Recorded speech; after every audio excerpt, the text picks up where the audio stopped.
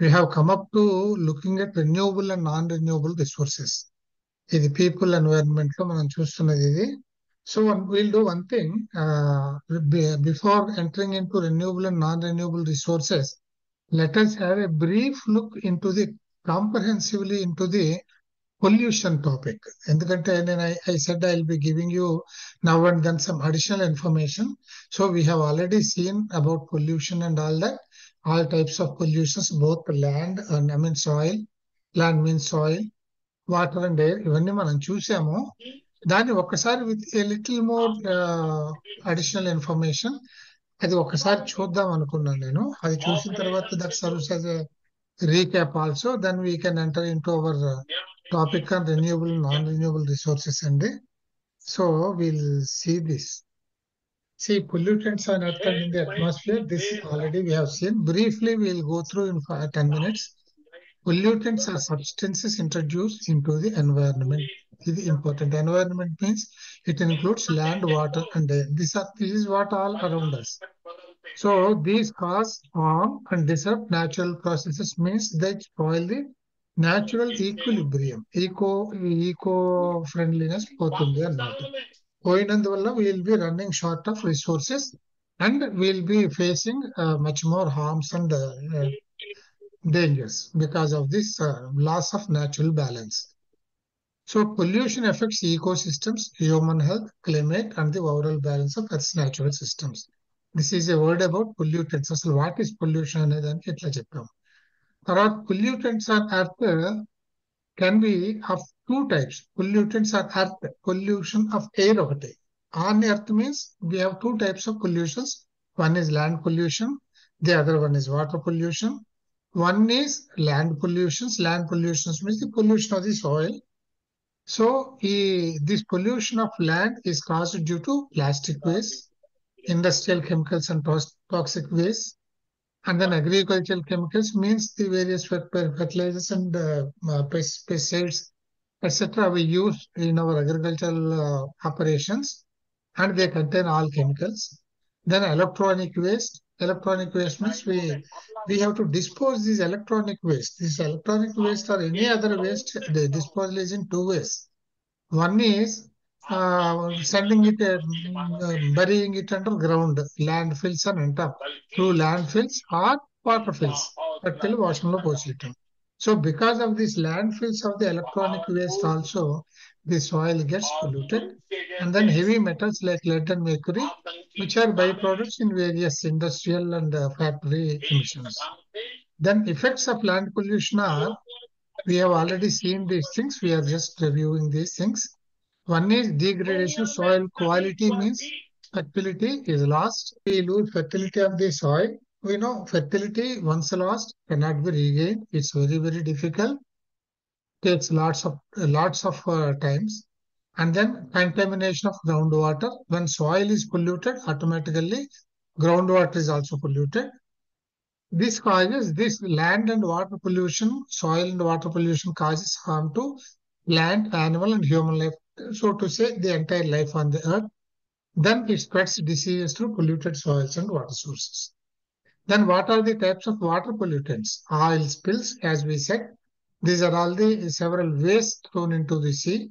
And then chemical runoffs, because the chemical runoffs from all factories ultimately enter into the sea through the rivers.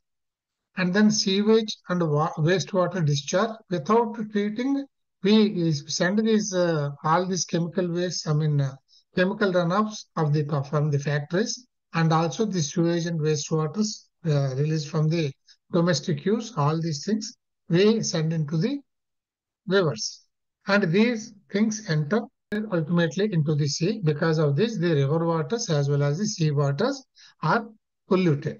And then because of plastics and microplastics, because these are not so bio-friendly, these cannot be totally removed from the nature. Therefore, these cause pollutions. And then thermal pollution. Thermal pollution means hot water discharges. Hot waters are discharged after air conditioning and air cooling effects from industries, etc. All these things are left into the rivers. So effects of water pollution are death of aquatic life. that means fish, corals, etc. And then disruption of marine ecosystems. Marine ecosystems means there's a lot of life, aqua life, underwater life, and there is a balance within this underwater life also, that is which is called marine ecosystem. And this is spoiled. Marine ecosystem includes various temperatures and the contents of the water and also the various life species. So this is also disrupted by these water pollutants. And then waterborne diseases, we know cholera, typhoid, etc. These are caused by only pollution of water. Then decrease in safe drinking water availability. Naturally, when the water gets polluted, drinking water becomes scarce. Then pollutants in the atmosphere. I said the third one is air pollution on the earth and above the earth. Above the earth, around the earth, we have air, we have our atmosphere, so we have air. This air is being polluted with particulate matter. Particulate matter means the very fine, minute particles of solid matter suspended in the air. And then carbon monoxide from vehicle emissions, sulfur dioxide from burning coal and oil, nitrogen oxides from vehicles and industrial plants, volatile organic compounds from industrial chemicals. Volatile organic compounds means they are the contents of the chemicals emitted from the industries. Then chlorofluorocarbons, we have already seen, right? Means products of chlorine and fluorine. These are responsible for ozone depletion. And then greenhouse gases, we have seen the list of greenhouse gases also. The main components being carbon dioxide and methane. And then effects of air pollution. Effects of air pollution mostly because we inhale air, which is our life. Life sustaining is only the air. Therefore, it naturally causes respiratory diseases relating to lungs. And then global warming and climate changes are caused because of air pollution. Because of this air pollution, the temperatures of the climate increase. When they increase, some certain with the interactions of the sunlight, these gases, these pollutant gases form greenhouse gases, and these greenhouse gases cause much more eruption of the temperature in the atmosphere.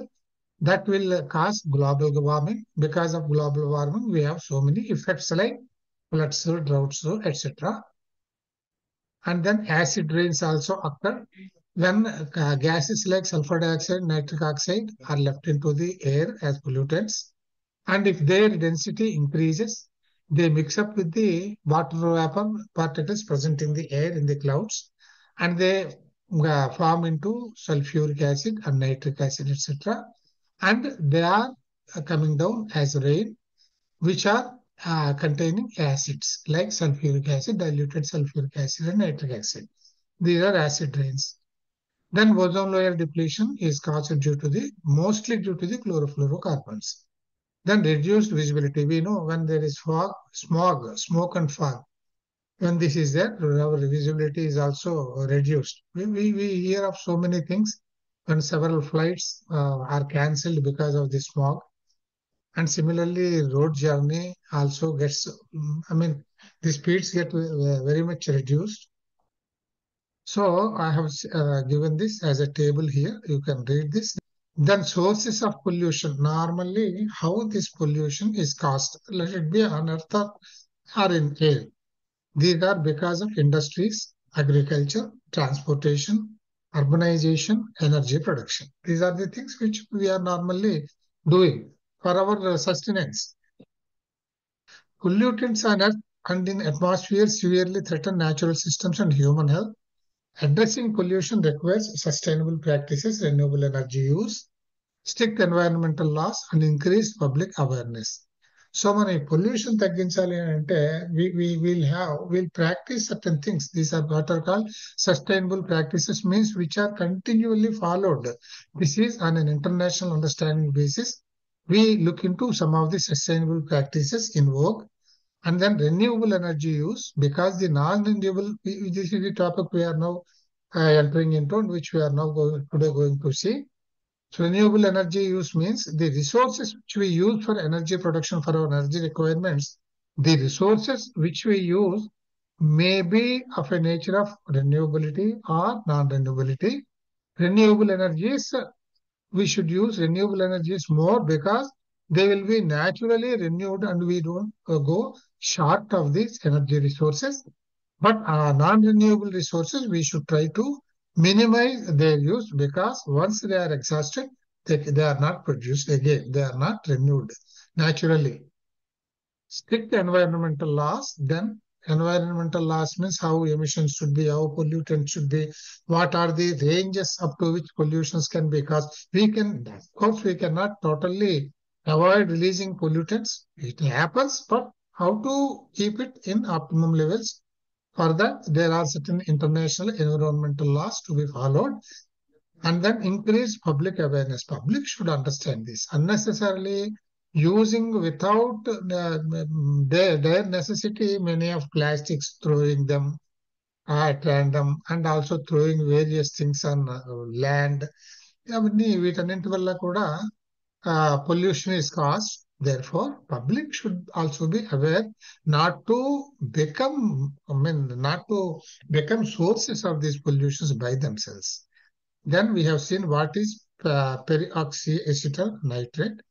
This we need not go into details. We know these organic compounds. We have said volatile organic compounds, that is, which are contained in the chemical waste of the factories and all those things. And when the various gases, like nitrogen oxide, etc., when these mix in the presence of the sunlight, this this is a kind of cloud smog అనమాట. ఇది కూడా ఒక type of fog లాగా form అవుతుంది ఇది వీటన్నిటితోటిని. And దీనికి reagent for forming this is sunlight.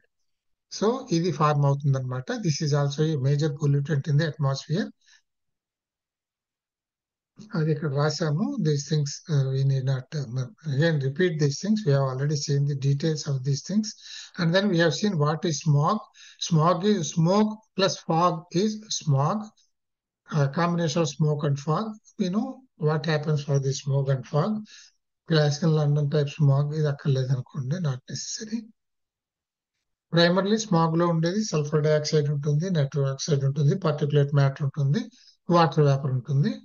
And then health effects. Classical smog can cause respiratory problems. Smog can cause respiratory problems, aggravate heart diseases. We have seen heart diseases and coronary diseases are also caused by these things. This happens mostly because of the particulate matter, the solid things which enter into the blood vessels, and they cause obstruction for the flow of blood and hence causing cardiovascular problems and contribute to premature death due to the high concentration of sulfur dioxide and particulate matter. Particulate matter also we have seen. About particulate matter, we have seen this is the tiny particles of solid hanging in the air. So tiny and light. Then a mixture of tiny particles or droplets in the air that can be solid or liquid. These particles vary in size, composition, and origin and can be natural or man-made. Particulate matter is a major component of air pollution and is classified based on the size of the particles. How we look at this particulate matter is PM10, ante particulate matter of ton. This shows the diameter of the particle, that is 10 micrometers. 1 meter into 10 to the power of -6 meters. These are called, we refer to them as coarse particles. These are fairly big particles. The particles with a diameter of 10 micrometers or smaller.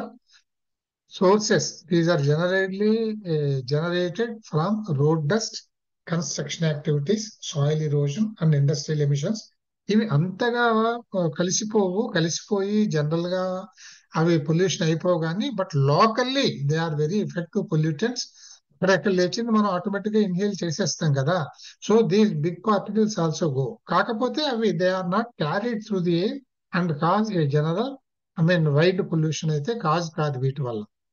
Then health effects. While PM10 particles are large enough to be filtered by the normal natural protection systems, hair అది ఉంటాయి కదా, వీటి వల్లనే కొంతవరకు ఆగిపోతాయి, కానీ కొన్ని వెళ్ళిపోతాయి, లంగ్స్ లోకి వెళ్ళిపోతాయి. దానివల్ల మనకి we get certain respiratory diseases. Then smaller particles than those are PM2.5. ఇవి ఫైన్ పార్టికల్స్. ఇవి డయామీటర్ 2.5 మైక్రోమీటర్స్. ఇవి వెహికల్ ఎమిషన్స్ అంటే పొగలో ఉండేటటువంటి కార్బన్ పార్టికల్స్ లాంటివి ఇవి. ఇవి so light that they float in air, కలిసిపోతాయి, గాల్లో కలిసిపోయి తిరుగుతూ ఉంటాయి ఇవి.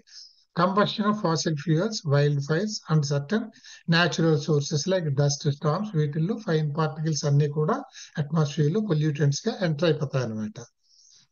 ఎందుకంటే డస్ట్, ఫైన్ డస్ట్ ఒకటి, యాష్ ఒకటి, ఫ్లై యాష్ ఒకటి, ఇటువంటివన్నీ కూడా చాలా లైట్ పార్టికల్స్ ఉంటాయి. అవి they come under these fine particles. And then these are also causing health effects like mostly respiratory diseases and then some heart diseases also. And then ultra fine particles, these are less than 0.1 micrometers. ఇవి most dangerous. ఇవి combustion processes లో వస్తాయి, including vehicle emissions and industrial operations. ఇది కూడా chemical reactions వలన కూడా form కావచ్చును. వీటి వల్ల కూడా the same types of diseases, కాకపోతే they mostly enter into the blood stream also, causing significant health risks relating to blood flows and also heart diseases. So sources of particulate matter are wild fires, అంటే ash వస్తుంది కదా, then volcanic eruption, దీనివల్ల కూడా మనకి lava వచ్చినప్పుడు చాలా dust, sulphur dust అవి కూడా ఎమిట్ అవుతాయి. Then dust storms, we know these things. Then sea spray and pollen, ఈ చెట్ల నుంచి వచ్చేటటువంటి పాలెన్ అవన్నీ కూడా వస్తాయి. సో ఇవన్నీ కూడా these are all the sea spray అని ఎందుకన్నామంటే, మీకు పర్టికులేట్ మ్యాటర్ లో it can contain liquid particles also apart from solid particles. Liquid particles కూడా ఉన్నాయి అంటే, ఎప్పుడైతే సాలిడ్ దాని మీద చేరిపోయిందో లిక్విడ్ పార్టికల్ అయినా కానీ దట్ బికమ్స్ ఏ పొల్యూటెంట్, అన్ని కలిపేసి. దెన్ ఆంథ్రోపోజెనిక్ సోర్సెస్, ఇవన్నీ కూడా న్యాచురల్ సోర్సెస్ ఇవి for causing pollution. And anthropogenic sources are vehicle emissions, industrial activities, construction, road dust, agriculture. ఇంకా అన్ని మనం ఇన్ఫ్రాస్ట్రక్చర్ చేస్తాము, బిల్డింగ్స్ చేస్తాము, ప్రాజెక్ట్స్, వీటిలన్నింటిలో నుంచి వచ్చేటటువంటివి అనమాట. Then health impacts of particulate matter are respiratory, cardiovascular diseases, premature disease, cancer, ఇవన్నీ కూడా దీనివల్ల వస్తాయి అన్నమాట. తర్వాత ఎన్విరాన్మెంటల్ ఇంపాక్ట్స్ ఏమిటంటే, హెల్త్ హజార్డ్స్ చూసిన తర్వాత విజిబిలిటీ రిడక్షన్ ఒకటి ఉంటుంది, ఈకో సిస్టమ్ డ్యామేజ్ అవుతుంది, natural balance is lost. Then climatic change is cause, climatic change means refers to global warming and all those things. Then monitoring and regulation. Okay, this is looked after by the World Health Organization and an environmental protection agency. These things we will see little later details. This is all about the pollution. Pollution, the three types of pollution, how they are caused, what are their effects, and what is the action to keep them under control. How action to keep them under control, and those things we are going to look into afterwards. Then now we are entering into renewable and non-renewable resources. Renewable and non-renewable resources means normally we need energy for carrying out any function, of course. So these energy sources are of two types. One is renewable and non-renewable. Initially we have all these natural resources provided by nature only. In these resources provided by nature, there are two varieties, renewable and non-renewable. Renewable resources are those which are replenished even though you use them. You use those resources for your energy production purposes.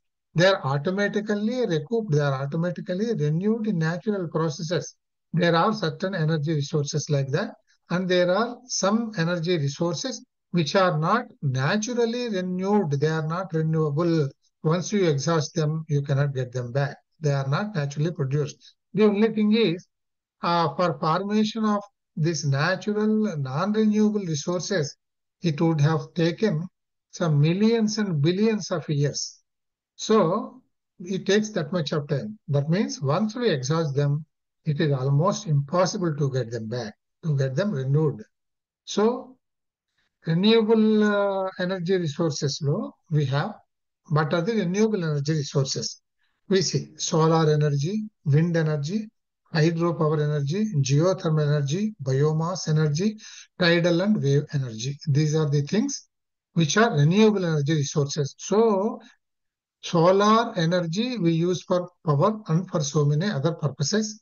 And then wind energy also we are using for power production, windmills, and then hydropower means these hydroelectric projects, and then geothermal. There is heat within the layers of the earth also, within the globe. So there are certain projects which use this earth for power production. And then biomass is also used for various purposes and also power production and plant life ki energy resource అవుతుంది. And then tidal and wave energy. You can see ఇక్కడ మనకి బాంబే అక్కడ కొన్ని projects ఉన్నాయి. వాళ్ళు waves మీద ఆ projects పెట్టి ఆ వేవ్ యాక్షన్ తోటి because of the continuous movement they produce power. And this is what is called tidal and wave energy. These are all renewable energy sources because మనం ఎంత సోలార్ పవర్ ప్రొడ్యూస్ చేసుకున్నా అయిపోవడం అంటూ ఉండదు దానికి. సో సన్ నుంచి వస్తూనే ఉంటుంది మనకి అది.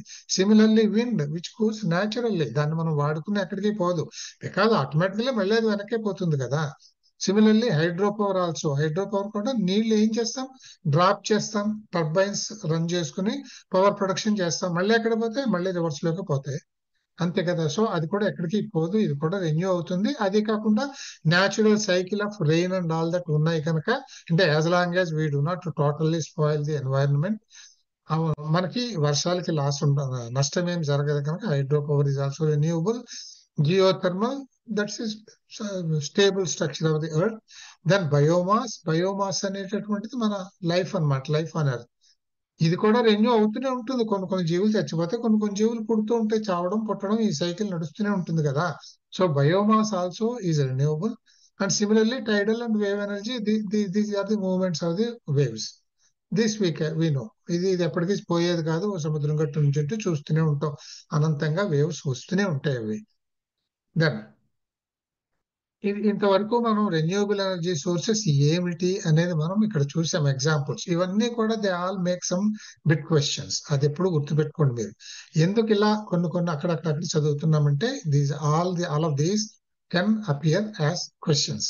అండ్ దెన్ సాయిల్స్ లో రకాలు. మన క్రాప్స్ మీకు తెలుసును, అన్ని క్రాప్స్ అన్ని చోట్ల రావు. Depending upon the variety of the soil available at that particular spot we get certain crops. ఒక్కొక్క చోట ప్యాడీ వస్తుంది, ఒక్కొక్క చోట డ్రై క్రాప్స్ వస్తాయి, ఒక్కొక్క చోట ఏమీ రావు, ఇట్లా ఉంటాయి కదా. అందులో కూడా మళ్ళీ ఒక్కొక్క చోట ప్రొడక్షన్ ఎక్కువ వస్తుంది, ఒక చోట తక్కువ వస్తుంది. All this depends on the type of soils. So what are the some types of soils, what are the various soils, అది మనం చూద్దాం. అది and in which areas these soils are available normally. Depending upon this type of soil you have the agriculture or production. So the first one is called alluvial soils. ఇవన్నీ కూడా questions గా వస్తాయండి. Alluvial soil means it's sand and clay, black గా ఉంటుంది కదా, రాగడి and sand, ఈ రెండు కలిపి కొంత పోరస్ గా తయారవుతుంది ఇది. These are called alluvial soils, loose soils అన్నమాట. ఇవి నార్మల్లీ నార్థన్ ప్లేన్స్ లో గానీ రివర్ వ్యాలీస్ లో గానీ వస్తాయి మనకి. రివర్ వ్యాలీస్ అంటే రివర్ లో నుంచి మీకు సాయిల్ చాలా వస్తుంది, శాండ్ చాలా వస్తుంది, మీకు న్యాచురల్ గా ఉండే క్లే ఉంటుంది. ఇది కలిస్తే అలాగే నార్థన్ ప్లేన్స్ లో కూడా రెయిన్ డ్రాప్ వల్ల సాయిల్ కొట్టుకొస్తుంది మీకు, శాండ్ కొట్టుకొస్తుంది. న్యాచురల్ గా ఉన్న క్లేతో కలిసి ఇక్కడ అల్యూవియల్ సాయిల్స్ అందువల్ల ఫార్మ్ అవుతాయి అన్నమాట. ఇందులో వచ్చే క్రాప్స్ ఏమిటంటే sugar cane, cotton, rice, wheat. ఇది మీకు these things can appear as a matching also, అంటే సాయిల్స్ టైప్ ఆఫ్ క్రాప్ అలా రావచ్చు, లేకపోతే soils places where they are available, ఇట్లా మ్యాచింగ్ గా కూడా మనకి వచ్చే అవకాశం ఉంటుంది. లేదు small bit questions, independent single questions గా కూడా రావచ్చు అనమాట. So alluvial soil is a mixture of sand and clay. This is normally available in northern plains and river valleys. And the major crops that we get here are sugarcane, cotton, rice, wheat, etc. These are all the things. Then black soils. ఇవి మనం తెలుగు మాట ఉంటుంది, regur soils అని కూడా అంటారు వీటిని international గా. రేగడి మట్టి అని అంటాం మనం. అదే ఇది రేగడి అనేది ఇందులో నుంచే వచ్చి ఉంటుంది బహుశా, రేగడిలో నుంచే ఇది వచ్చిందేమో బహుశా. సో రేగూర్ సాయిల్స్ ఇవి మహారాష్ట్రలో, గుజరాత్ లో, ఏపీలో, మధ్యప్రదేశ్ లో మన దగ్గర రేగడి మట్టి చాలా ఉంటాయి కదా. ఎస్పెషల్లీ కోస్టల్ ప్లేసెస్ లో ఎక్కువ ఉంటాయి. వీటిల్లో వచ్చేటటువంటిది కొబ్బరి ఇవి ఎక్కువ వస్తాయి ఇవి. దెన్ రెడ్ సాయిల్స్ ఎక్కువగా ఉండేది ఒరిస్సా, ఛత్తీస్గఢ్, వెస్టర్న్ ఘాట్స్ ఇక్కడ రెడ్ సాయిల్స్ ఉన్నాయి. ఈ రెడ్ సాయిల్స్ లో వచ్చే crops wheat, sugar cane, fruits, pulses అంటే డ్రై క్రాప్స్ అన్నమాట మోస్ట్లీ. ఇవన్నీ కూడా ఇంచుమించుగా డ్రై క్రాప్స్ ఇవి. షుగర్ కేన్ చాలా ఎక్కువ వాటర్ కంటెంట్ కావాల్సింది, అంతేగాని అది కూడా వస్తుంది ఇక్కడ ఈ సాయిల్స్ లో. మిగతావన్నీ కూడా కొంచెం ఆప్టిమం వాటర్ కంటెంట్ తో వచ్చేస్తాయి, not like paddy or wheat and all those things. Then laterite soils. ఇవి laterite soils are met in Karnataka, Tamil Nadu, Kerala, Assam etcetera. ఇవి ఇవి cotton and small patches of rice and pulses. Cotton is a totally dry crop, commercial crop, valuable crop అది. And pulses are mostly dry crops. Rice లో varieties కూడా ఉంటాయి కదా. కొంత small resources ఏర్పాటు చేసుకోవడం ద్వారా ఈ సాయిల్స్ లో rice also can be produced. And then arid soils, ఇది ఆరావళి మన పర్వతాలు ఉన్నాయి కదా, ఇందులో బార్లీ, కాటన్, పల్సెస్ ఇది టోటల్లీ డ్రై క్రాప్స్ అన్నమాట. Then forest and mountainous soil, Himalayam, eastern and western Ghats. వీటిల్లో ఇవి మౌంటైన్ స్లోప్స్ లో మాత్రమే వచ్చేటటువంటివి అన్నమాట. టీ, కాఫీ, స్పైసెస్ అంటే ఇది ఎటువంటివంటివే, ఇవి సీజనల్ గా వాటర్ ని రిక్వైర్ చేస్తాయి, కానీ ఆ మొక్కల మొదట్లో వాటర్ నిలిస్తే మాత్రం చచ్చిపోతాయి అవి బతకలేవు. అవి హోల్ ఫ్లో అయిపోవాలి. అందుకనే ఇవన్నీ కూడా స్లోప్స్ లో బతుకుతాయి ఇవి. మనం చాలా బ్యూటిఫుల్ గా ఉంటాయి ఈ టీ ప్లాంటేషన్స్ అయితే. Beautiful sign to look at, mostly in Tamil Nadu, Karnataka and Kerala to some extent. Coffee కూడా అలాగే, కాకపోతే టీ అంత అందంగా ఉండవు. కాఫీ మొక్కలు కొంచెం బ్రాంచింగ్ గా అట్లా అట్లా ఉంటాయి. Okay, spices are also like that. Spices మనకు తెలిసిన యాలకులు, లవంగాలు ఇవన్నీ కూడా అక్కడే వస్తాయి. సో ఇందులో ఇటువంటివన్నీ కూడా స్లోప్స్ లో పెరిగాయి. Therefore they come under forest and mountainous soil. ఈ స్లోప్స్ వల్ల నీరు నిలబడకపోవడం ఒకటిని, ఈ జారిపోతున్న నీటి వల్ల ఆ సాయిల్ కూడా ఒక ప్రత్యేకమైనటువంటి పొరాసిటీని ఏర్పాటు చేసుకుంటుంది. ఫ్రీక్వెంట్ గా చేంజ్ అవుతూ ఉంటుంది సాయిల్ కూడా అది. దెన్ ఇక్కడ చూడండి, మనం రెన్యూవబుల్ సోర్సెస్ మీద ఆధారపడాలి తప్ప నాన్ రెన్యూవబుల్ సోర్సెస్ మీద తక్కువ పడాలి అని తక్కువ ఉపయోగించుకోవాలి ఫర్ అవర్ ఎనర్జీ రిక్వైర్మెంట్స్ అనుకున్నాం కదా. సో ఇప్పుడు ఇంకా నాన్ రెన్యూవబుల్ సోర్సెస్ చూడలేదు. రెన్యూవబుల్ సోర్సెస్ లోకి వస్తే solar energy power production, solar power production అనేది మనకి top most reliable energy source అన్నమాట అది మనకి. సో సోలార్, ఇందులో వీళ్ళు ఏం చేశారంటే కొన్ని కొన్ని టార్గెట్స్ పెట్టుకున్నారు గవర్నమెంట్ ఆఫ్ ఇండియా వాళ్ళు. 100 గిగావాట్ సోలార్ పవర్ వాడాలి. ఇందులో రూఫ్ టాప్ సోలార్ ఇన్స్టలేషన్, ఇప్పుడు నేను కూర్చుని నెత్తి మీద కూడా ఉంది.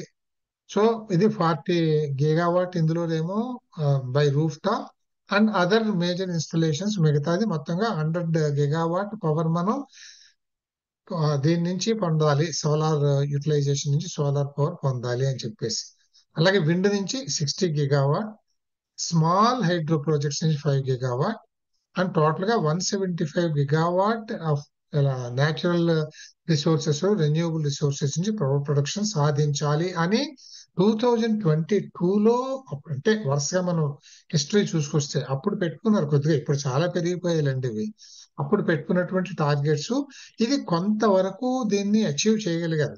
ఇప్పుడు కూడా మనం అంబిషియస్ గానే ఉంటాయి కదా టార్గెట్స్, అవన్నీ మనం అచీవ్ చేయలేం. సో చాలా వరకు అచీవ్ చేశారు. For this in the total installed capacity of electric power India by 2030 40%. అంటే by the year 2030 what is the total power requirement in India అనే దాంట్లో 40% should be obtained through the renewable energy sources only. ప్రస్తుతం మనం అంతా non renewable మీదే నడుస్తున్నాం. Thermal power projects ఎక్కువగా ఉన్నాయి మనకి. మాక్సిమం పవర్ ప్రొడక్షన్ ఇస్తూ thermal power projects and the nuclear reactors, ఈ రెండు కూడా నాన్ రెన్యూవబుల్ ఎనర్జీ సోర్సెస్. మనకి హైడ్రో వాటర్ ఎలక్ట్రిసిటీ చాలా తక్కువ వస్తుంది మనకి. సో మనం ఇప్పుడు ఈ non renewable energy sources like thermal power plants which use coal and the nuclear resources which use the radioactive material elements are available in there. ఇవి దీన్ని రిడ్యూస్ చేసి మనం ఎక్కువగా వాడుకోవాల్సింది అంటే హైడ్రో ఎలక్ట్రిక్ పవర్, కొంత కొద్దిగా అది ఎక్కువ ఉండదు. And then mostly from the solar energy and also wind mills, తర్వాత వేవ్ యాక్షన్స్ తక్కువ ఉంటాయి. Only where there is a coastal line అక్కడ మాత్రం ఉంటాయి అవి, అంటే వాటి మెయింటెనెన్స్ అవి ఎక్కువ అవుతుంది. సో ఇందులో 40% by 2030 the total power requirement of India, and 40% of that should be through renewable energy sources. This is all about renewable energy sources. Then coming to non-renewable energy sources, this is fossil fuels. Fossil fuels ante remains any, that is the plant life or other life and all these things, ఇవన్నీ కూడా ground లో ఉండిపోయి change అయిపోతాయి కదా. అది ఆ change అయిపోయి అవే మనకి కోల్ కింద మారుతాయి, వేరే అదర్ సార్ట్స్ ఆఫ్ థింగ్స్. ఇందులో పీట్ అని కూడా అంటాం. అంటే కోల్ ఈజ్ చాలా హార్డ్ గా తయారైపోయిన తర్వాత కోల్ అవుతుంది. బిఫోర్ ఫార్మింగ్ కోల్ అది కొంచెం సాఫ్ట్ గా పీట్ టైప్ లో ఉండదు, మనం కోక్ పీట్ అంటాం కదా, అట్లా పీట్ టైప్ లో ఉండదు, కొంచెం పారస్ గా ఉంటుంది అనమాట. దాన్ని పీట్ అని అంటాం. అది కూడా that is also used as fuel in some places of the world. So fossil fuels, coal, then nuclear fuels and then natural gas, petroleum and peat. These are all the non renewable energy sources. So ప్రస్తుతం మనం ఇవి వాడుతున్నాం. Mostly మనం coal ఎక్కువ వాడతాం, nuclear fuels వాడతాం. దీని మీదనే మన పవర్ ప్రొడక్షన్ నడుస్తుంది. సో ఇది కూడా మనం తగ్గించుకోవాలి. ఇప్పుడు మనం ఎందుకంటే కొందరు రిచ్ ఇన్ దీస్ థింగ్స్, తర్వాత మన వెహికులర్ దీనికి అంతా కూడా ట్రాన్స్పోర్టేషన్ అంతా కూడా మనకి న్యాచురల్ గ్యాస్, పెట్రోలియం మీదనే ఆధారపడి మనం నడుస్తున్నాం. ఇవి కూడా నాన్ రెన్యూవబుల్ రిసోర్సెస్ అయిపోతాయి ఎప్పటికప్పుడు. ఇప్పటికే చాలా పెట్రోలియం అంటేనే బంగారం దేశాలు, పెట్రోలియం ఉన్న వాళ్ళే ఉన్నారు. ఎందుకంటే ఇది అన్ని చోట్ల దొరికేది కాదు. ఫర్ ఎగ్జాంపుల్ మన దగ్గర పెద్దగా ఏమి రిసోర్సెస్ లేవు. మన దగ్గర కొంత న్యాచురల్ గ్యాస్ రిసోర్సెస్ ఉన్నాయి, ఇంకా ట్రై చేస్తున్నారు, ఎక్కడైనా బయటపడతాయేమో అని వెతుక్కోవాలి కదా, ఎక్స్ప్లోర్ చేసుకోవాలి, ఎక్స్ట్రాక్ట్ చేసుకోవాలి, యూటిలైజ్ చేసుకోవాలి. అండ్ దెన్ న్యూక్లియర్ ఫ్యూయల్స్ కూడా అంతే, చాలా రేర్లీ అవైలబుల్. ఇవి చాలా అది వాటి పేరే రేర్ ఎర్త్ ఎలిమెంట్స్ అని అంటాం మనం, చాలా తక్కువ దొరుకుతాయి. తర్వాత కోల్ కొంచెం అక్కడక్కడ దొరుకుతుంది, ప్రపంచం అంతా దొరుకుతుంది, కానీ ఎంతకాలం ఉంటుంది అది వాడేస్తూ ఉంటే, అది కూడా అంతే. Therefore we should reduce our dependence on non renewable energy sources and we should try to explore most the renewable energy sources. And the natural hazards, normal గా మనకు కలిగేటటువంటి ప్రమాదాలు ఏమిటి? ఈ ప్రమాదాలు కలిగే దాంట్లో వెరైటీస్ కూడా ఉంటాయి. ఒకటి జియో ఫిజికల్, అంటే ఎర్త్ వల్ల జరిగేటటువంటివి ఏమిటి అంటే ఇది natural hazards which are caused by geophysical factors. అంటే ఎర్త్ మూలంగా జరిగేవి. ఎర్త్ క్వేక్స్ వస్తాయి, ల్యాండ్ స్లైడ్స్ వస్తాయి, సునామీస్, వాల్కానిక్ యాక్టివిటీ, యావలంచెస్ అంటే కూడా ఈ ల్యాండ్ స్లైడ్స్ అంటే మట్టి జారిపోవడం వర్షాలకి, ఎందుకంటే డిఫారెస్టేషన్ మూలంగా. అలాగే యావలంచెస్ అంటే ఏమిటంటే గ్లోబల్ వార్మింగ్ వల్ల ice mountains, ice blocks flow అయిపోవడం, కరిగిపోయి కొండలు ఫ్లో అయిపోవడం కిందకి. These are called avalanches. It is like this a land slide and this an ice slide అనుకోండి, అలాంటివి అనమాట. ఇవన్నీ these are caused because of the earth. And then ఈ చూసిన తర్వాత వీటి ఒక్కొక్కటి విడిగా చూద్దాం మనం. ముఖ్యంగా ఇందులో ఎర్త్క్వేక్ గురించి కొద్దిగా తెలుసుకోవాలి, మిగతా ఎక్కువగా లేవు, కానీ ఎర్త్క్వేక్ గురించి కొంచెం డీటెయిల్ చూద్దాం మనం. Before that, what are the advantages of soils? అసలు ఎర్త్ అంటేనే సాయిల్ వల్ల అడ్వాంటేజెస్ ఏమిటి అంటే వాటర్ రెగ్యులేషన్. అంటే సాయిల్ లేకపోతే వాటర్, ఉదాహరణకి గ్రౌండ్ మీద కాసి నీళ్లు పోస్తే ఎలా ప్రవహిస్తుంది, నీళ్లలో ఒక రివర్ లో కాసి నీళ్లు పోస్తే ఎలా ఉంటాయి? స్పీడ్ గా వెళ్ళిపోతాయి. There is no retention in a stream. Water speed గా వెళ్ళిపోతాయి, లిక్విడ్స్ అందులో. అదే గ్రౌండ్ మీద పోస్తే స్లోగా వెళ్తాయి. ఎందుకని? The soil regulates the speed, controls the speed of the flow of the liquids. Therefore it helps water regulation. అందుకనే మనకు మామూలు రివర్ స్ట్రీమ్స్ లో వెళ్ళిపోయినట్టు వాటర్ వెళ్ళిపోతే గ్రౌండ్ లేయర్స్ లో కూడా అన్ని పొలానికి వెళ్ళిపోతాయి. పై వాళ్ళకి ఎప్పుడు నీటి చుక్క మిగలదు. అలా లేదుగా ఇప్పుడు. అన్ని చోట్ల కూడా గ్రౌండ్ వాటర్ ఉంటుంది ప్రపంచం అంతా. ఎందుకు ఉంటుంది? These land these soil layers retain earth, they regulate the water flow. కొన్ని చోట్ల రిటైన్ అవుతుంది, అది మనం ట్యాప్ చేసుకుంటూ ఉంటాం అనమాట. Then sustaining plant and animal life. Soil లేనిదే మనం ఎవళ్ళం లేనే లేము కదా, అందులో ఇంక చెప్పేది ఏముంది. And then filtering and buffering potential pollutants. Water చూడండి మీరు, ఎర్త్ లేయర్స్ లో న్యాచురల్ ఫిల్టర్స్. మనం బోర్వెల్స్ వేసేటప్పుడు మీరు గమనిస్తారు, అది బోర్వెల్స్ వేసినప్పుడు కూడా మనం ఎలాగైతే బోర్వెల్ లో వేరియస్ ఫిల్టర్ లెవెల్స్ ఉంటాయో, గ్రౌండ్ లో కూడా అవే ఉంటాయి, ఫిల్టర్ లెవెల్స్ ఉంటాయి. అందుకనే మన ఏముంది, గ్రౌండ్ వాటర్ ప్యూర్ గా ఉంటుంది. మనం ఎంత మురికి నీళ్లు పైన నేల మీద పోసినా అవి ఇంకే లోవర్ లెవెల్స్ లోకి గ్రౌండ్ వాటర్ దాంట్లోకి టెరైన్స్ లోకి వెళ్ళేటప్పటికి ప్యూర్ అయిపోతాయి. ఎందుకంటే ఈ సాయిల్ లేయర్స్ ఫిల్టర్ చేసేస్తాయి అందులో ఉండే పొల్యూటెంట్స్ ని. This happens then can reduce effect of greenhouse gases. Greenhouse gases అంటే సాయిల్ లో జరిగేటటువంటి చేంజెస్ వల్ల, ఈ మార్పులు జరిగిపోతాయి కదా, బయో చేంజెస్ అన్ని, ఇవి జరిగిపోయినందువల్ల కొన్ని కొన్ని గ్యాసెస్ సాయిల్ మూలంగా వచ్చేటటువంటివి, లేదు వేస్ట్ మూలంగా వచ్చేటటువంటి గ్యాసెస్ ఎర్త్ లో జరిగే, సాయిల్ లో జరిగే కన్వర్షన్స్ ద్వారా కంట్రోల్ అయిపోతాయి అన్నమాట. Then cycling nutrients. న్యూట్రియంట్స్ అంటే మనం చెప్పుకున్నాం, mostly nitrogen compounds or nutrients. ఇవన్నీ కూడా సైకిల్ అయిపోతాయి. నైట్రోజన్ సైకిల్ అని అంటాం మనం చిన్నప్పుడు, ఎలిమెంటరీ స్కూల్ కూడా కాదు, మిడిల్ స్కూల్ లెవెల్లో చదువుకొని ఉంటాం మనం, ది రెయిన్ సైకిల్, అది ఎలా జరుగుతుంది అనేది. సో ఈ న్యూట్రియంట్స్ అనేవన్నీ కూడా ఇక్కడ ఇది కంట్రోల్ చేసేస్తుంది, సాయిల్స్ కన్వర్ట్ చేసేస్తాయి, సైకిల్ చేసేసి దాన్ని న్యూట్రల్ చేసేస్తాయి నైట్రేట్స్ ని. ఈ న్యూట్రల్ అయిపోయినవన్నీ కూడా మళ్ళీ నీళ్ళల్లో కలిసిపోతాయి. ఈ నీళ్ళల్లో కలిసిపోయినవి ఎండ ద్వారా మళ్ళీ పైకి వెళ్తాయి వాటర్ వేపర్ గాను.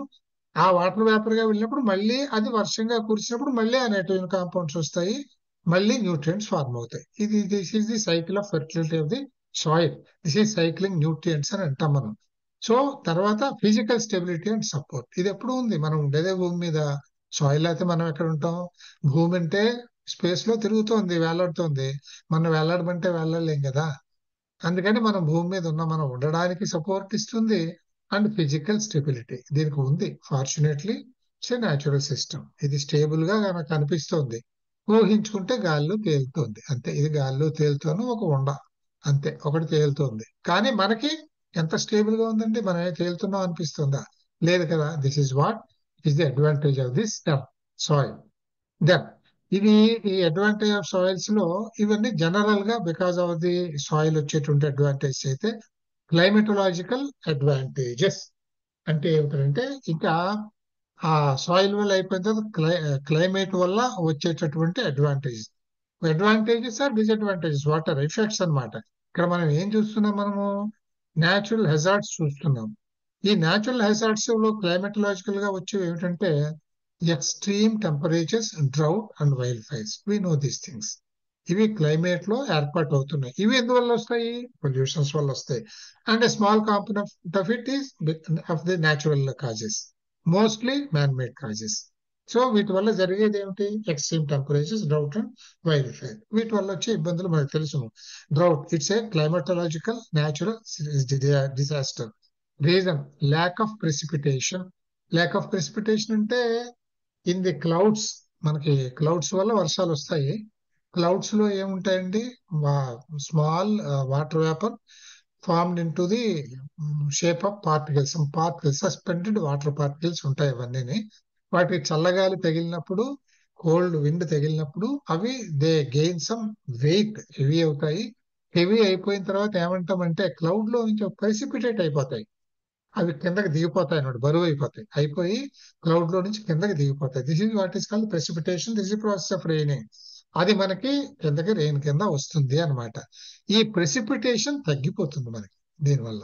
ఎందువల్ల, ఈ క్లైమేటలాజికల్ డిజాస్టర్స్ వల్ల ఈ ప్రెసిపిటేషన్ అనేది తగ్గిపోయి వర్షాలు రావడం అనేది, కురవడం అనేది మానేస్తుంది. అప్పుడు డ్రౌట్స్ ఏర్పాటవుతాయి. రీజన్స్ అవి. దెన్ హై టెంపరేచర్ వల్ల గ్రౌండ్ వాటర్ అంతా పోతుంది, అండ్ హ్యూమిడిటీ కూడా తగ్గిపోతుంది. ఆ రకంగా వాటర్ కంటెంట్ తగ్గిపోతుంది. Then over use and over population పెరిగే కొద్దీ రిసోర్సెస్ తగ్గిపోతాయి, రిసోర్సెస్ లిమిట్ అయిపోతాయి. And also unnecessary wasting. మనం చూడండి, ఒకప్పుడు అంటే ఇప్పుడు తెలుస్తోంది మనకు ఎఫెక్ట్స్, మనం గమనిస్తూనే ఉంటాం. ఒకప్పుడు ఎలా ఉండేవాళ్ళమి, నీళ్లు పోసుకోవడం అంటే ఇప్పుడు ఒక బకెట్ నీళ్లు పోసుకోవడం అంటే మనం పర్వాలేదు, మనం బాగానే ఉన్నాం. పాపం నీళ్లు లేని వాళ్ళు నెలకోసారి స్నానం చేసేవాళ్ళు, వారం రోజులకు ఒకసారి ఒక బిందె నీళ్లు తాగేందుకు సంపాదించుకునే వాళ్ళు కూడా ఉన్నారు ఈ రోజుల్లో. అటువంటి వాళ్ళకి మనం ఇదివరకు నూతి పళ్ళెంలో నించున్నాము అంటే ఓ 100 బకెట్ల నీళ్లు సరదాగా ఆట కింద పోసుకునేవాళ్ళు. ఇప్పుడు ఆ రోజులు ఉన్నాయండి? అన్ని నీళ్లు ఉన్నాయండి? నూతిలో నీళ్లు వస్తున్నాయండి?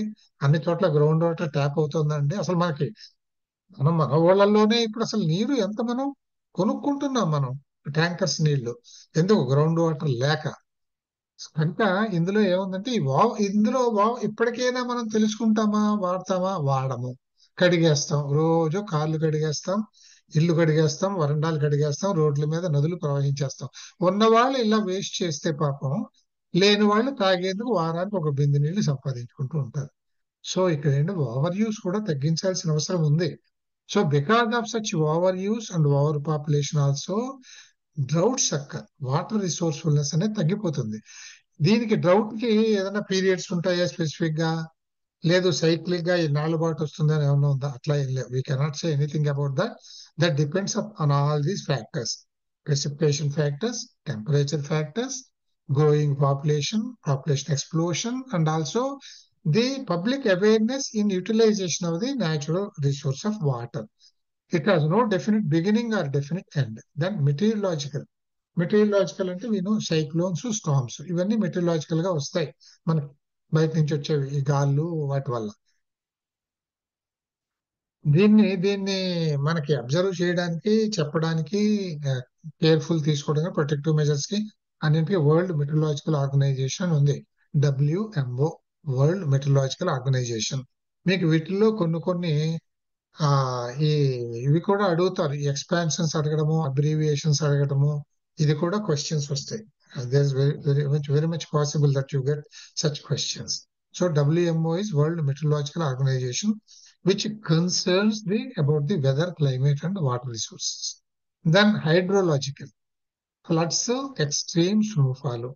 ఎక్స్ట్రీమ్ స్నోఫాల్ మన దగ్గర అంత తెలియదు, కానీ ఇప్పుడు నేను ఉండే దగ్గర లాంటి చోట చూస్తే there are certain conditions where extreme snowfall occurs.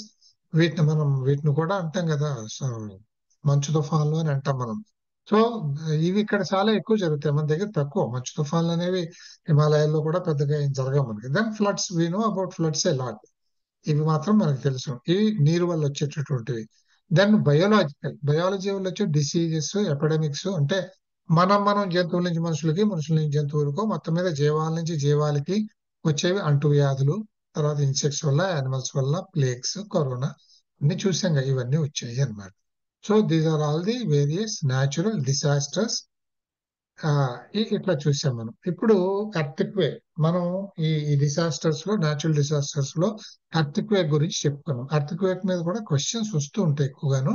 So earthquake లో ఉండేటటువంటి విశేషాలు ఏంటో చూద్దాం.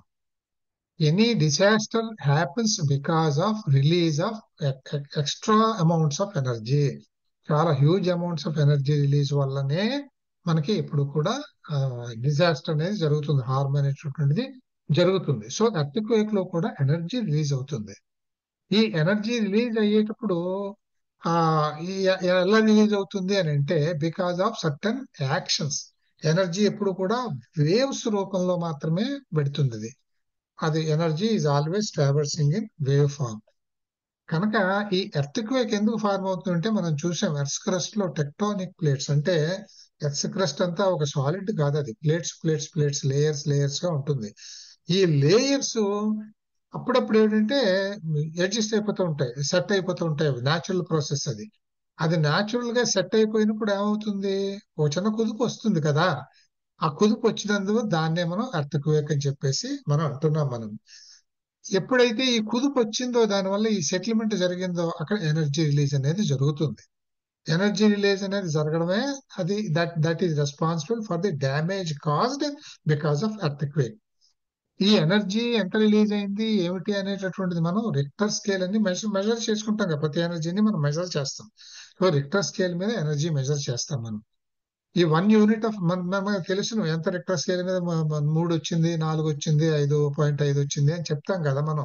Earthquake, that is the strength of the earthquake, intensity of the earthquake అనమాట అది.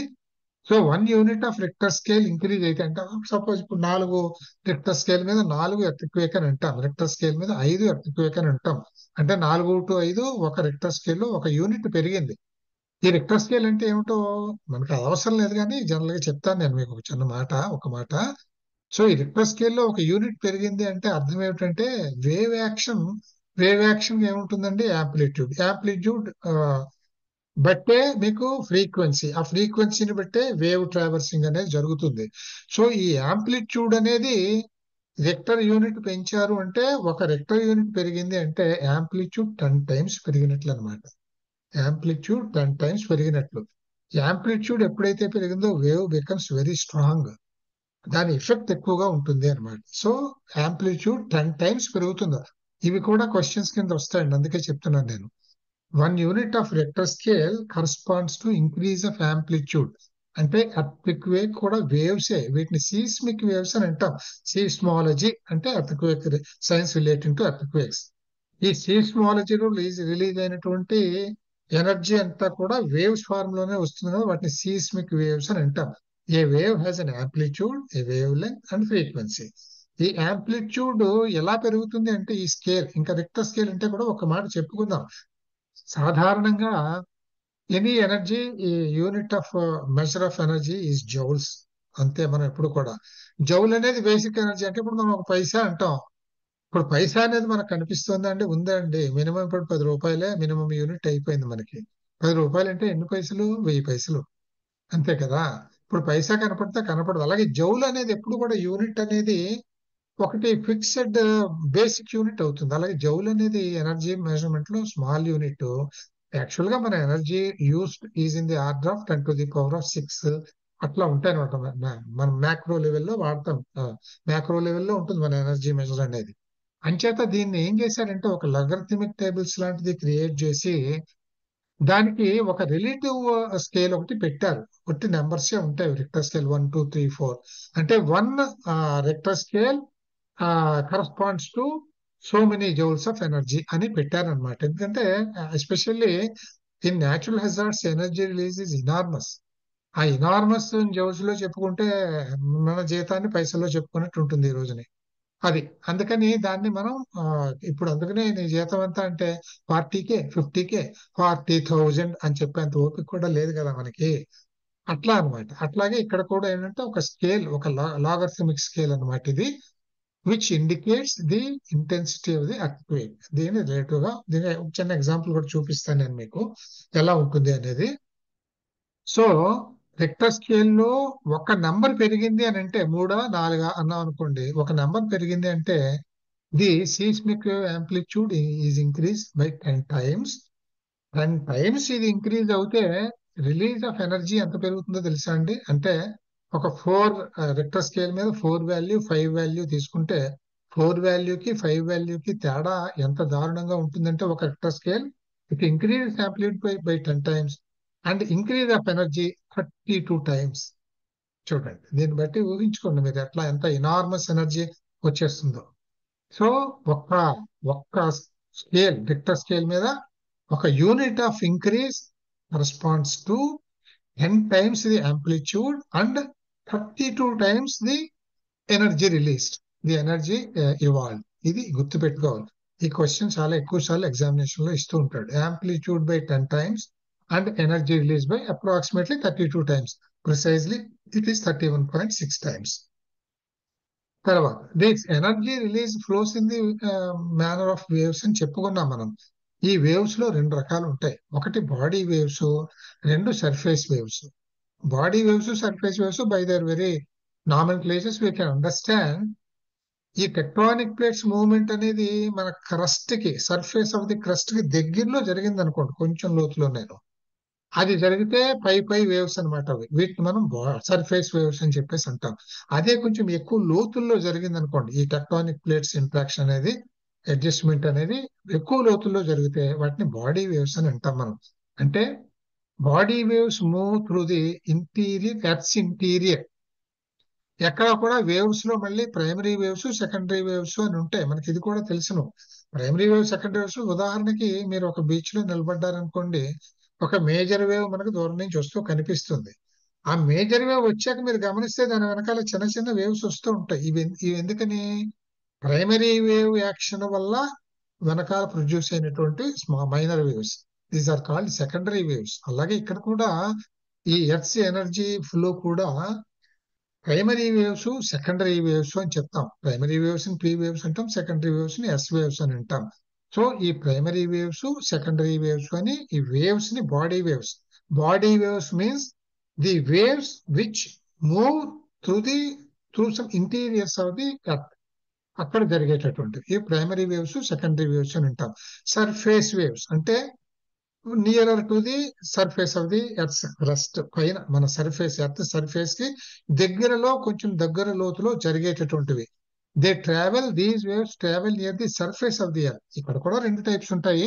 ఇక్కడ ప్రైమరీ, సెకండరీ అన్నాము. ఇక్కడ L waves and rally waves అని అంటాం. లాంజిట్యూడినల్ వేవ్స్ అండ్ ర్యాలీ వేవ్స్ అని అంటాం మనం వీటిని. ఇక్కడ కూడా రెండు రకాల వేవ్స్ ఉంటాయి. ఇందులో మీకు అర్థమైపోయి ఉంటుంది, సర్ఫేస్ వేవ్స్ అంటే మనకి పైన పైన కదలికలు జరిగితే న్యాచురల్ గా సర్ఫేస్ ఎఫెక్ట్ ఎక్కువ ఉంటుంది, ఎఫెక్ట్ ఆన్ సర్ఫేస్ ఎక్కువ ఉంటుంది కదా. సో సర్ఫేస్ వేవ్స్ వల్ల ఎప్పుడు ప్రమాదం ఎక్కువ ఉంటుంది.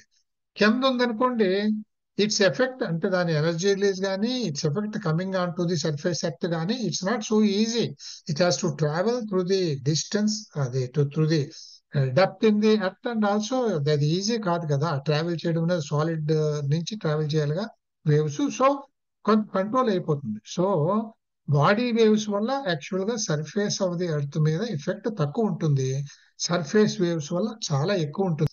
సో ఇక్కడ బాడీ వేవ్స్ కంటే సర్ఫేస్ వేవ్స్ వల్ల డ్యామేజ్ ఎక్కువగా ఉంటుంది. ఇంకా ఈ మ్యాగ్నిట్యూడ్ ఎలా చెప్పుకుంటామని అంటే, we said magnitude means the extent of intensity release, extent of energy released. Then magnitude of the earthquake and antam. This is measured on a log scale, and which is called a Richter scale. That is designed. Richter scale 1 to 9 ఉంటుంది, 1 to 8 సరిపోతుంది. ఇంకా 8 తర్వాత చెప్పుకోకలేదు, ఏం మిగలదు అక్కడ ఇంక చెప్పుకునేందుకు. So ఈ magnitude strength లో ఈ స్ట్రెంగ్త్ ని బట్టి పేర్లు పెట్టారు వీటికి. ఏమిటంటే నార్మల్లీ రిక్టర్ స్కేల్ మీద 3 కంటే తక్కువ ఉంటే that is not noticeable at all. Only మనం ఈ సిస్మోలాజికల్ యాక్టివిటీ అని అంటాం, ఎర్త్ క్వేక్స్ ఫార్మేషన్, అవి ఎక్కడ వచ్చాయి ఏమిటి అనేది ఇదంతా కనిపెట్టేటువంటి టూల్ ని మనం సీస్మోగ్రాఫింగ్ అంటాం. మనం సీస్మోగ్రాఫ్ టూల్స్ ఉంటాయి, అది గ్రాఫ్ చేస్తాయి. సో సీస్మోగ్రాఫ్స్ ద్వారా మనకి the extent of the earthquake, position of the earthquake, place of the earthquake, intensity of the earthquake, ఇవన్నీ తెలుసుకుంటాం మనం. ఇవి లెస్ దాన్ 3 ఉంటే సాధారణంగా they are noticed only by the seismographs. మనకి ఫిజికల్ గా ఏమి తెలియదు, వచ్చినట్టు కూడా మనకేం తెలియదు అసలు. 3 to 3.9 ఉండేదాన్ని మైనర్ అని అంటాం మనం. 3 to 3.9 అంటే మైనర్, వెరీ మైనర్ ఎర్త్క్వేక్ అన్నమాట. ఇది మైనర్ ఎనర్జీ రిలీజ్, పెద్ద ఎఫెక్ట్ ఏమి ఉండదు. తర్వాత 4 to 4.9 దీన్ని లైట్ ఎర్త్క్వేక్ అంటాం. ఇది రిక్టర్ స్కేల్లో ఉండే ఇండెక్స్ అన్నమాట. ఇది 5 to 5.9 మోడరేట్ అంటాం. ఇంతవరకు పెద్ద డ్యామేజెస్ కానీ ఎఫెక్ట్స్ కానీ ఏమీ ఉండవు. 6 to 6.9 is called strong earthquake. ఇది సర్ఫేస్ వేవ్ లో జరిగితే మరి ఘోరం జరుగుతుంది. ఇది కొంచెం డెప్త్స్ లోకి వెళ్ళేటట్లయితే కొంచెం ఎఫెక్ట్ తక్కువ ఉండొచ్చును. సాధారణంగా ఎపి సెంటర్స్ డెప్త్ లోనే ఉంటాయి, సర్ఫేస్ లెవెల్లో జరగవు. అందుకని ఇక్కడ న్యాచురల్ ప్రొటెక్షన్ అండి. సో ఇది స్ట్రాంగ్ ఎర్త్క్వేక్ అని అంటాం. 7 to 7.9 ఈజ్ మేజర్ ఎర్త్క్వేక్. ఇక్కడ damage is very extensive. Definite గా డ్యామేజ్ ఈజ్ ఎక్స్టెన్సివ్. ఇది ఎపి సెంటర్ ఎంత లోతులో ఉన్నప్పటికీ భూమి కింద దీని ఎఫెక్ట్ తప్పకుండా భూమి మీద పడుతుంది. మన భూమి చీలిపోవడాలు, బిల్డింగ్లు పడిపోవడాలు ఇవన్నీ జరుగుతాయి అన్నమాట.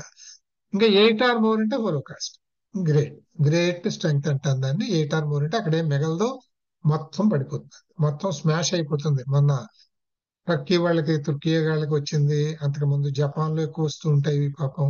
సో ఇటువంటివన్నీ జరుగుతాయి, కానీ చాలా తక్కువ వస్తాయి. 8 and above ఉండేటటువంటి చాలా తక్కువ ఉంటాయి. నేచర్ కూడా కొంతవరకు పాపం కాపాడుతుంది, ఇవంత తొందరగా రావు. నార్మల్ గా 5 to 5.9 లోనే వస్తాయి. మనం వీటిని మనం ట్రెమర్స్ అని అంటాం. 4 to 6 ఉండే వాటిని ఎర్త్ ట్రెమర్స్ అని అంటాం. వి ఫీల్ దెమ్, అది మాత్రం ఉంది, వి ఫీల్ దెమ్. ఓ చిన్న ఇది అందులో కొంచెం స్ట్రాంగ్ అంటే ఏదో ఒట్టి మీద కింద పడడం, అటక మీద కాస్త జారి కింద పడడం, కాస్త మంచం కదలడం, ఇటువంటివి తెలుస్తాయి. అంతవరకే ఉంటాయి ఇంతవరకు. ఈ 7 దాటిందంటే మాత్రం they will be damage, walls కి క్రాక్స్ రావడము, బిల్డింగ్స్ పగలడము, ప్రాజెక్ట్స్ పగలడము, ఇటువంటివన్నీ జరుగుతాయి అన్నమాట. So this is how earthquake is observed. ఇవన్నీ కూడా సీస్మాలజీ ద్వారా తెలుసుకుంటాం మనము. ఇక్కడ మీరు గుర్తుపెట్టుకోండి, ఇవన్నీ కూడా ఒక మ్యాచింగ్ గా కూడా ఇస్తాడు, దేని పేరు ఏమిటి అనేది. ఇది కూడా ఓల్డ్ క్వశ్చన్స్ లో కనపడుతుంది, మనం ఓల్డ్ పేపర్స్ చేసినప్పుడు చూస్తారు మీరు. సో ఇవి గుర్తుపెట్టుకోవాలి మీరు. Most important point to be noted here is that an increase అంటే ఇంక్రీజ్ ఎందుకంటే డిఫరెన్స్ అని కూడా అనుకోవచ్చు. తక్కువ పెడితే తగ్గుతుంది, ఎక్కువ పెడితే ఎక్కువ అని. So an increase by 1 unit on Richter scale corresponds to 10 times increase in the amplitude and 32 times increase in the intensity. That means energy released. తర్వాత landslides. Reasons is loss of vegetation. We said deforestation is the major reason for occurrence of landslides. This already we have seen. Hurricanes, cyclone, typhoon. The pressure difference in atmospheric layers. మనకంతా కూడా air తో నిండుంది కదా, ఒక్కొక్క చోట air pressure concentrate అవుతుంది, ఒక చోట rare అవుతుంది, పలసబడిపోతుంది. ఎప్పుడైతే మనకు తెలుసును ఒక చోట రేర్, ఒక చోట హై ప్రెషర్ ఉందో, హై ప్రెషర్ నుంచి it always tries into enter into the low pressure areas. So there is a turbulent activity of flow of air from the high pressure zones to the low pressure zones. దీని వల్లనే తుఫాన్లు ఏర్పడతాయి అన్నమాట. వీటిని మనం we call them hurricanes, cyclones or typhoons అని అంటాం మనం. సైక్లోన్స్ లో చెప్పుకోదగ్గ పెద్దవి ఏంటంటే గాజా 2018, తిత్లీ, ఇవన్నీ మనం అన్నమాట, మన దేశంలో వచ్చినవి. తిత్లీ 2018, హుద్ వైజాగ్ పోయిందా ఇది 2014. ఇవి కొన్ని ఎగ్జాంపుల్స్ రాశాము. ఇవన్నీ కూడా ఎగ్జాంపుల్స్ ఫర్ సైక్లోన్. ఏది ఏ సంవత్సరంలో వచ్చింది అనేది. Hudhud 2014, Titli 2018, Gaja 2018. Now we look into the goals. ఇప్పుడు ఈ పొల్యూషన్ ని గార్డ్ చేసుకోవడానికి, పొల్యూషన్ ని ఎక్కువగా కాజ్ చేయకుండా ఉండడానికి, which cause natural balance loss, అది జరగడానికి మనం కొన్ని గోల్స్ పెట్టుకోవాలి. ఇంటర్నేషనల్ యాక్టివిటీ కొంత ఉండాలి అని మనం చెప్పుకున్నాం. ఆ ఇనిషియేటివ్స్ ఏమిటి అనేది ఇది మనం రేపు చూద్దామండి. ఇక్కడికి ఆప్ చేద్దాం మనం.